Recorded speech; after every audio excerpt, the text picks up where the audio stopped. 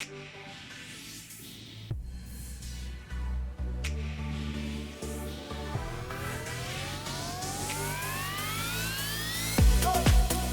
YouTube, bienvenue dans ce nouvel épisode de la V2Tech. Nous sommes, comme chaque semaine, en direct sur Twitch avec une personne qui sait qui je suis dans la vraie vie.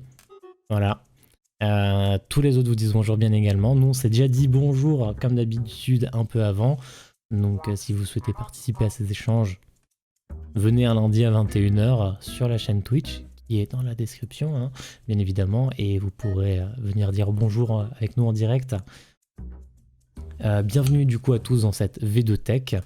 La V2Tech, pour rappel, si vous êtes nouveau, qu'est-ce que c'est une V2Tech? V2, c'est moi, et la tech, c'est à peu près tout ce qui est caché. Donc la bibliothèque, la V2Tech, la vidéothèque, la V2Tech c'est toujours moi. Vidéothèque autant sur des films que sur des séries, mais attention, que ce soit côté bibliothèque ou vidéothèque, on met l'accent sur la production asiatique. Tout le reste, on écarte, on oublie un petit peu. Donc on fait un focus essentiellement sur du manga et de l'animé. Ça vient, une envie qui vient de tout le temps que j'ai passé moi à regarder des animés et à lire des mangas. Je ne prétendrai jamais avoir une connaissance exhaustive sur le manga, mais c'est un sujet qui me passionne, donc j'ai une passion et j'adore partager mes passions. Bienvenue dans V2 Passion. J'ai eu la chance d'avoir une première expérience dans une librairie spécialisée en manga à Strasbourg, qui s'appelle le Camphrier. Et si alors vous regardez ceci, nous sommes toujours en crise sanitaire, sachez qu'il y a des livraisons. Voilà. Comme ça, vous pouvez continuer de consommer du manga légalement, c'est le plus important pour soutenir vos séries, et ça fait du bien. Si vous êtes nouveau, bien évidemment, n'oubliez jamais que si vous êtes sur YouTube actuellement, eh bien, sur la chaîne YouTube, il n'y a que de la V2Tech et les Aftertech disponibles en replay, donc vous pouvez les visionner à n'importe quel moment, rattraper toutes les séries, voir ce qui pourrait vous intéresser ou non, ou même découvrir des nouveautés, donc ce qui est bien de se laisser tenter. Et donc tout est trié par playlist, ou alors vous faites tout simplement toute la chaîne, hein. Ça demandera que quelques heures bien évidemment, à coût de 1h30 minutes par vidéo. Les vrais sont sur le live à 21h05 le lundi. Ça taunte un petit peu dans le chat. Et du coup, merci d'avoir suivi cette introduction, et on se laisse place directement pour le début de notre 9e émission, 9e V2Tech, pour parler de To Your Eternity. To Your Eternity, qui est un titre traduit du japonais, enfin en japonais, le titre original c'est To You the Immortal, qui est un petit peu plus parlant, mais le titre qui a été choisi pour nous et à l'international est plutôt parlant également et représente assez bien le manga. C'est un manga qui est déjà en esthétique assez beau. Vous voyez ici à peu près la couverture.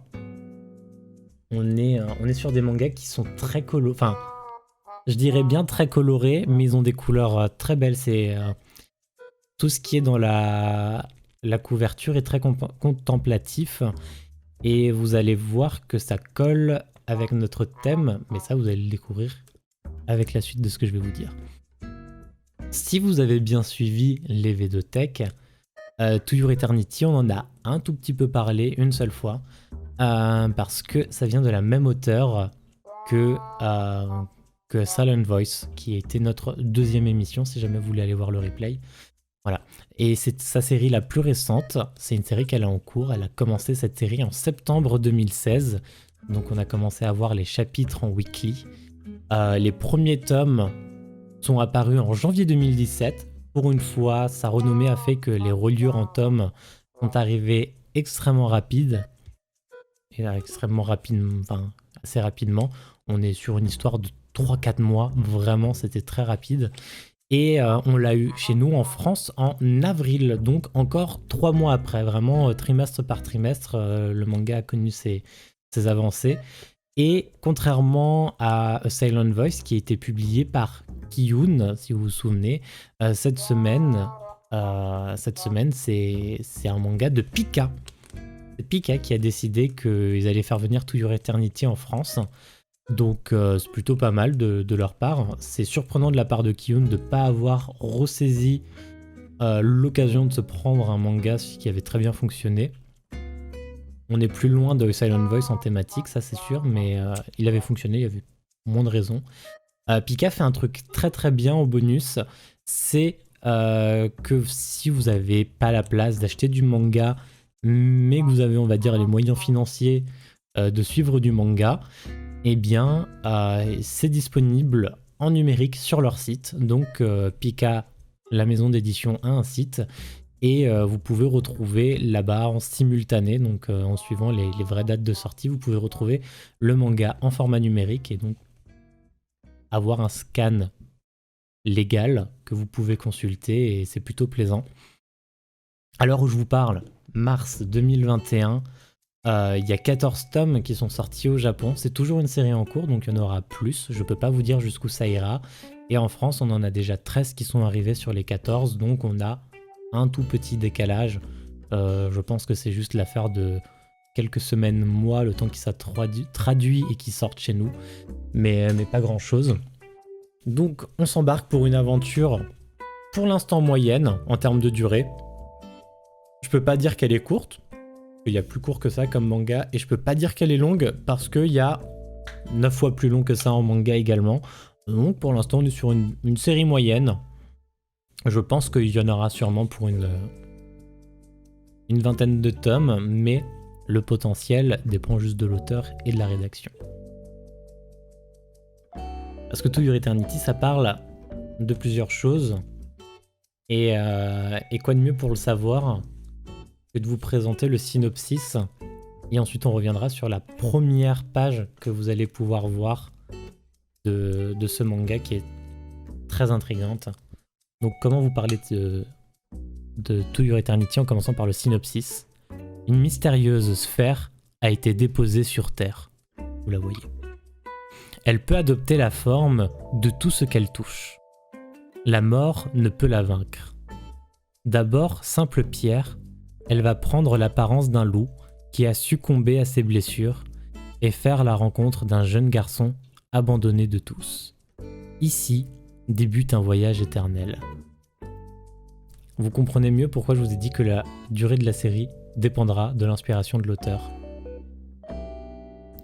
Au commencement, il était une sphère. Donc là, c'est la première case. Deuxième case, mais pas une sphère ordinaire. Puisqu'il, on ne sait pas qui, pouvait reproduire n'importe quelle forme et se métamorphoser. Donc là, on parle de la sphère. Là, on voit bien. Je l'ai pris et je l'ai lancé sur cette terre. Et j'ai observé. Donc là, déjà, en une page, toute l'intrigue est posée. On a cette sphère qui va être notre personnage principal que nous allons suivre. Et nous avons un deuxième personnage très en retrait qui est sur l'acte de narration actuellement, mais qui est le créateur de cette sphère et qui se pose en position d'observateur. Donc ça, c'est à peu près les infos actuelles qu'on a. Notre personnage principal, c'est pas un mystère, vous allez pouvoir le suivre ici, hein, vous le voyez sur la couverture. Il va se retrouver avec une forme humaine, en passant par d'autres formes bien évidemment avant. Et donc on va suivre un voyage d'éveil. Si vous vous en souvenez, c'était la description que j'en avais faite quand j'en avais parlé dans l'épisode de Silent Voice. On va arriver dans ce voyage d'éveil. Donc on va voir notre personnage principal qui n'a aucune connaissance. C'était cette sphère qui est tombée. Et qui va évoluer au fur et à mesure. Donc faut vraiment le voir comme un bébé qui n'a aucun savoir, qui n'a que des instincts sur lui, et que des instincts, que tout ce qui est naturel, ça il l'a, parce que c'est instinctif à la forme qu'il va prendre, mais tout le reste, il ne l'a pas. Et donc on va suivre un vrai voyage d'éveil sur ce personnage qui doit évoluer qui a été lancé sur Terre, donc notre planète Terre. Enfin, sur cette, il est écrit sur cette Terre, donc c'est pas vraiment notre planète Terre. On va pas le dire comme ça.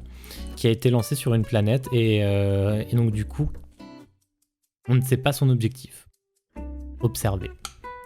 Voilà, donc on sait déjà qu'il y a 2 personnages, un observateur et donc du coup la sphère que lui il a créée.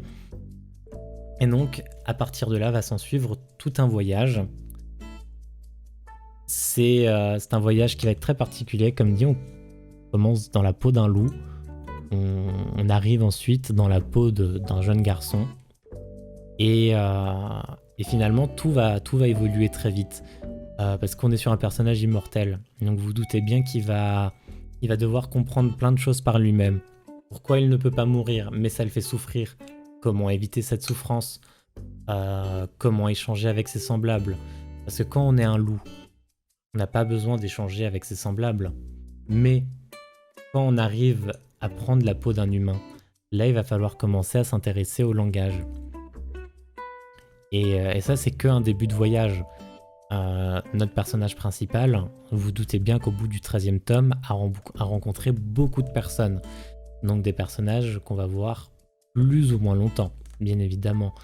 Et donc du coup, il va être confronté à plein de situations. Il va être confronté à de l'attache émotionnelle.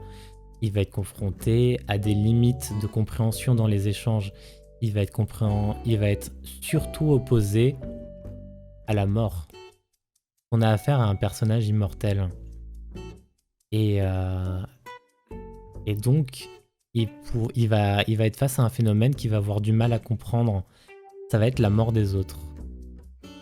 Pourquoi lui ne meurt pas et pourquoi les autres peuvent mourir. Donc il va être confronté à beaucoup d'interrogations dans sa vie, à avoir un recul sur lui-même au bout d'un moment, parce qu'il va développer une conscience, il va développer sa propre conscience, et donc se poser des questions sur lui-même, en quoi il est différent, qu'est-ce qui fait qu'il est comme ça, pourquoi il a certaines facultés. Parce que souvenez-vous, hein, on a une faculté très impressionnante qui fait qu'il peut prendre la forme de tout ce qu'il touche. Donc c'est un pouvoir plutôt unique, qui n'est pas doté à tout le monde. Donc il va avoir affaire à beaucoup de choses émotionnellement, socialement, émotivement. C'est tout un manga de conflits, mais surtout d'éveil. Et à la lecture, on a un sentiment d'éveil simultané parce qu'on va découvrir cette personne, on va voir comment elle réagit et on va vraiment avoir l'impression de se retrouver face à des réactions sincères qui est très proche de l'instinctif. Et donc on est sur un manga qui débute de manière très contemplative parce qu'il y a cette naïveté dans le personnage derrière qu'on va voir se créer et qui va évoluer dans des intrigues, bien évidemment. On va avoir aussi la présence de cet observateur. Vous allez voir comment il intervient. Vous allez avoir l'intervention d'autres personnages qui vont pousser à l'éveil de notre personnage principal. Et on va avoir de tout. Vous avez bien vu qu'on commence, selon le synopsis, par un loup. Ensuite, on rencontre un jeune garçon. Ensuite, on va rencontrer d'autres personnes dans cette terre.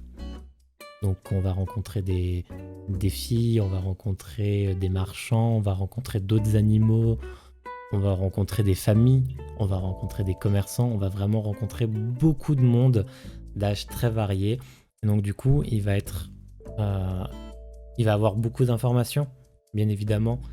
Et il va y avoir toujours ce recul de naïveté sur le fait qu'il soit nouveau dans ce monde, qu'il découvre des choses, mais que ce qu'il apprend vient de certaines personnes. Qu'est-ce qui fait qu'il décide de ses actes, que ces actes soient bons ou mauvais, parce que du coup il va y avoir des confrontations d'opinions, plein de choses, vraiment beaucoup de choses qui sont extrêmement nouvelles pour ce personnage quand on arrive à la vie et qui sont dures à apprendre. Nous, il y a plein de choses qui sont devenues naturelles parce que c'est dans notre élan de société, avoir du respect, échanger avec les personnes, avoir une monnaie, avoir une sorte, on va dire un code éthique, savoir ce qu'on estime de bien, savoir ce qu'on estime mauvais. Euh, on a vraiment plein de choses qui chez nous sont naturelles, mais qui par exemple, si vous prenez une personne qui n'a jamais été mise en contact avec la société, pouf, il a, je sais pas, 14 ans, 15 ans, 18 ans, 25 ans, et un jour, vous le jetez comme ça en plein milieu vous le jetez en plein milieu de Paris, de Strasbourg, de Lille, de Clermont-Ferrand, même si vous voulez, n'importe où, et vous le jetez là-dedans et vous lui dites, vas-y, débrouille-toi, survis dans cet univers. Cette personne qui n'a jamais été en contact avec rien avant, elle va être confrontée à tous ces problèmes, tous ces paroxysmes, ça va vraiment faire une grosse ébullition dans sa tête.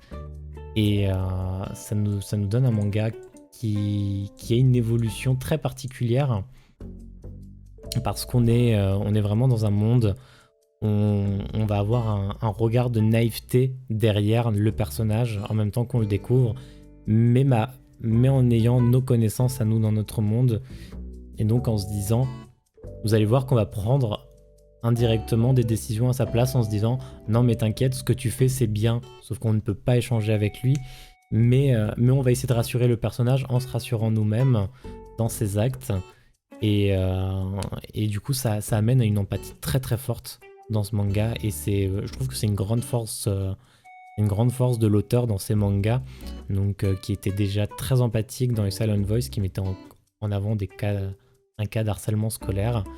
Ici on a tout un autre milieu, mais pas moins empathique, c'est même quelque chose de très très fort. Et si jamais vous ne vous souveniez pas, notre auteur, nous en avions déjà parlé, donc je vais pas apporter grand chose de nouveau par rapport à Oshitoki Oima, qui est l'auteur de Silent Voice et du coup de To Your Eternity également.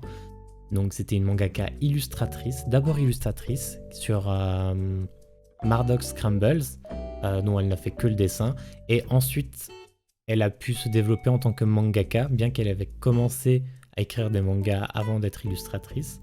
Elle a commencé très tôt, 19 ans. Elle n'est toujours pas familière avec le milieu scolaire depuis l'épisode 2, ça n'a pas changé. Et ce sont des gribouillages chez elle qui se sont transformés en une passion pour le dessin, parce que elle aimait pas l'école, donc elle s'ennuyait, comme tout le monde. Et donc du coup ça nous a amené à ça. On fait un petit récap vite fait. Donc vous avez Murdoch Scramble, dont elle a été illustratrice.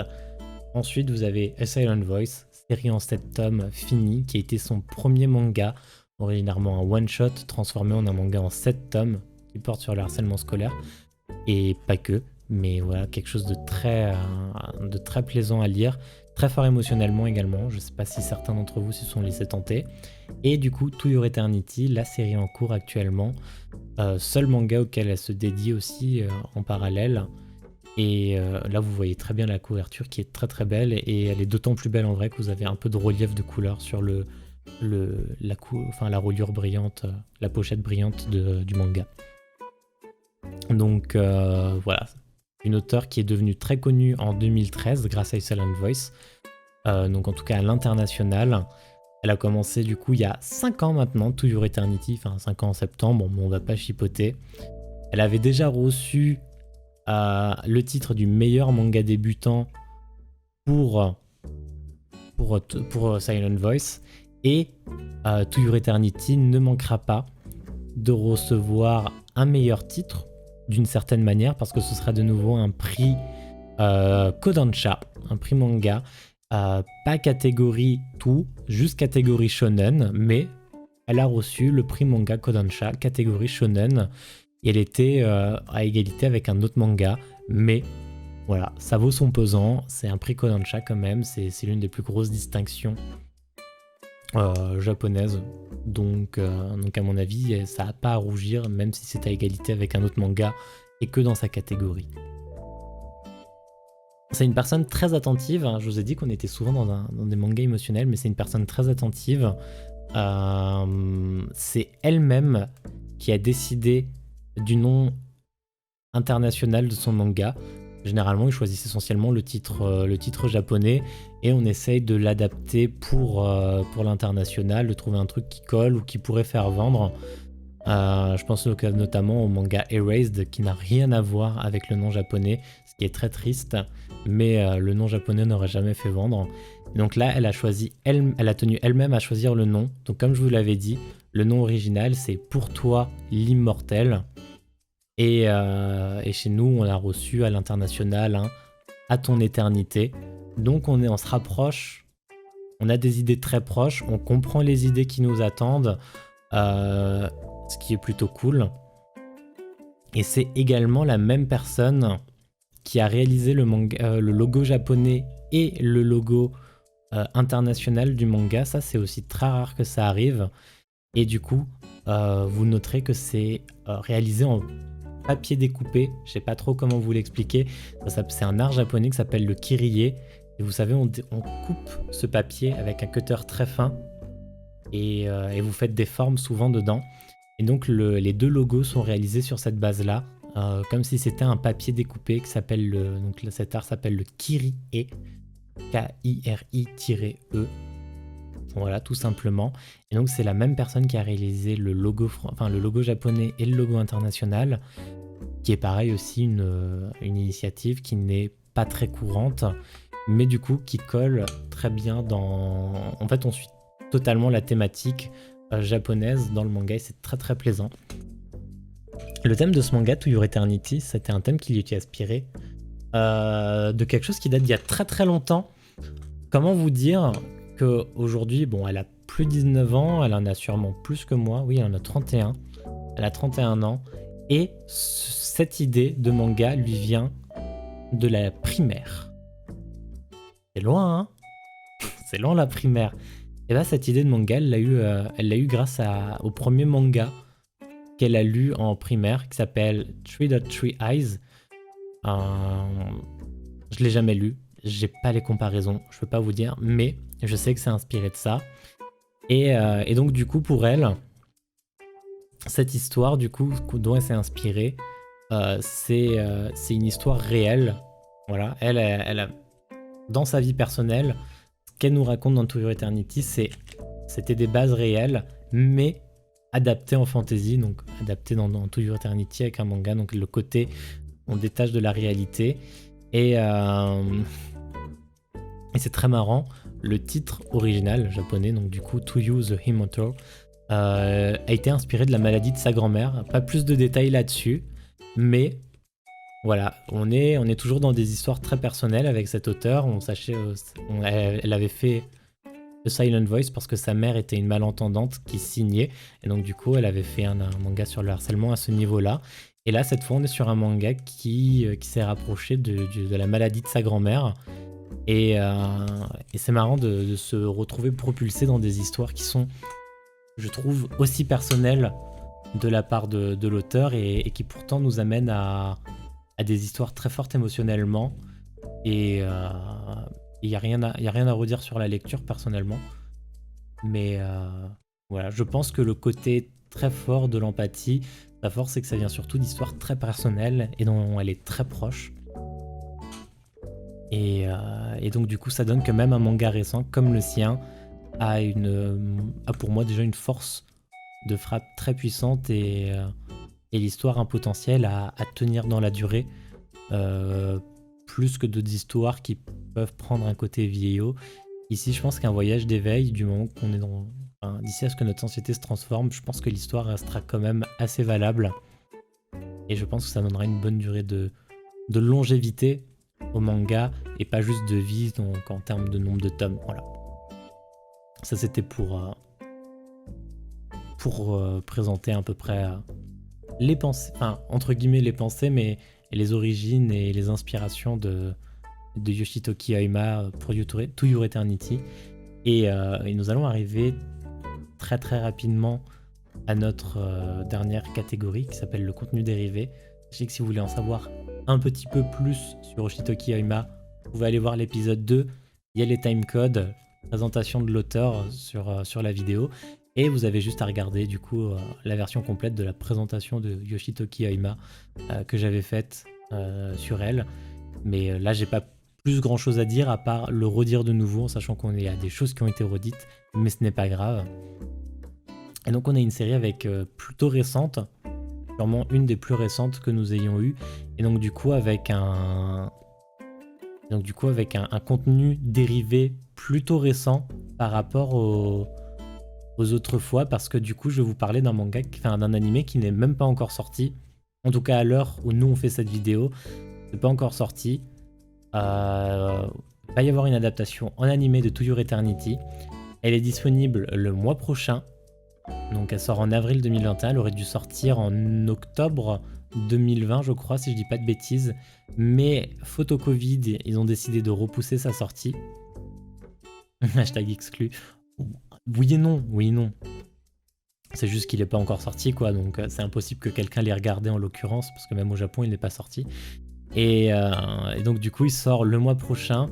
En France, il sera disponible sur la plateforme Crunchyroll. Il sera disponible immédiatement, comme au Japon. Et vous allez pouvoir retrouver du coup tous les épisodes. A priori, il y en a 20, qui est plutôt pas mal, sur une durée de 20 minutes, toujours comme la plupart des mangas. Et puis on va se regarder le petit trailer. それははじめ球だった。ただの球ではない。ありとあらゆるものの姿を写し取り変化することができる。私は Oh, ils ont spoilé le nom que je voulais pas dire. 観察することにした。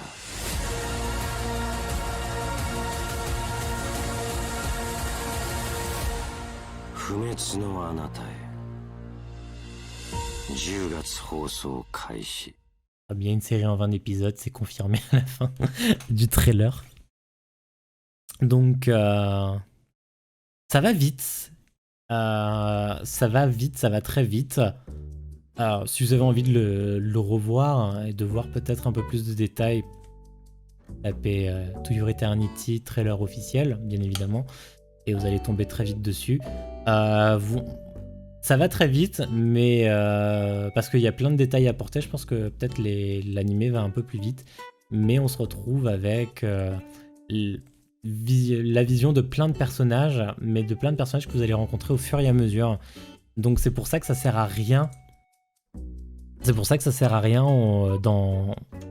pour le trailer de passer du temps dessus. Je voulais couper ça.